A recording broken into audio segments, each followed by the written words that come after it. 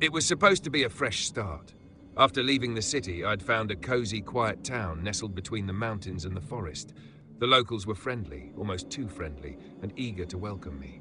I rented a small cottage near the woods, loving the idea of solitude and fresh air. But as the days went by, something felt off. I couldn't quite put my finger on it, but everyone seemed to be watching me a bit too closely. It started small. People in the grocery store asking about my plans, neighbors waving as I walked by, their smiles lingering a bit too long. One afternoon, a woman named Doris brought me an apple pie, warm from the oven. She gave me a wide, toothy smile, her eyes strangely intense. "It's so lovely to have someone new in town," she said, her words sugary sweet but her eyes unwavering, like she was studying every inch of me. "Thanks, Doris," I replied, taking the pie and hoping she'd leave. But she didn't. She lingered in my doorway for a moment, then asked, "Do you know about the quiet ones?"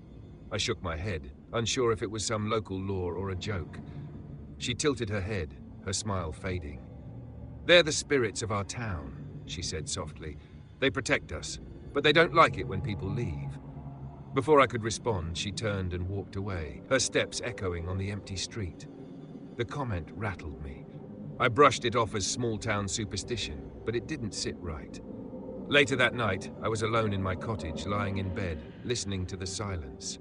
It was oppressive, almost too silent, and my room seemed to grow colder. I felt a strange sensation, like someone was watching me from the shadows. I forced myself to sleep, telling myself it was just my imagination. But then the dream started. In each dream, I was in the middle of the town square, surrounded by the townspeople. Their faces were blurred, but I could feel their eyes on me. "The quiet ones," they whispered, over and over, like a chant. I tried to run, but my legs wouldn't move, and the townspeople closed in around me, their faces melting into hollow-eyed masks. I woke up drenched in sweat, the silence around me even heavier, as if something was pressing down on my chest. The next day, I tried to act normal. I went to the local cafe, hoping some coffee would wake me up. I spotted Doris sitting at a corner table, smiling at me, but this time her expression was different, almost possessive. She waved me over, patting the seat beside her. "Bad dreams?" she asked, her voice low. I froze. How could she know? I forced a laugh, but my voice cracked. "Just getting used to the quiet, I guess." She nodded, a hint of sympathy in her gaze. "The quiet ones get in your head sometimes. It's their way of making sure you understand your place here." She leaned in closer, her breath cold against my ear. "Once they claim you, there's no leaving. Not truly." I excused myself and left the cafe, my heart pounding. I couldn't stay another night. I threw my things in a bag and ran to my car, desperate to escape. The sky was grey, thick clouds gathering overhead as I sped down the winding roads out of town. But as I reached the outskirts, the air grew thick, and a dense fog rolled in, swallowing the road ahead. The fog was so thick that my headlights barely cut through it. I pulled over, trying to get my bearings, but the fog seemed to press in from every angle. That's when I heard it, a whisper, faint at first, but growing louder, like voices carried on the wind. "Stay," they whispered, the voices overlapping in an eerie, rhythmic chant. "Stay with us." I felt the air grow colder, a chill creeping over my skin. I looked in the rearview mirror, and there, in the back seat, were the faint outlines of shadowy figures, their hollow eyes fixed on me, watching me with a silent, unwavering intensity. Panic surged through me, and I slammed on the gas, desperate to escape.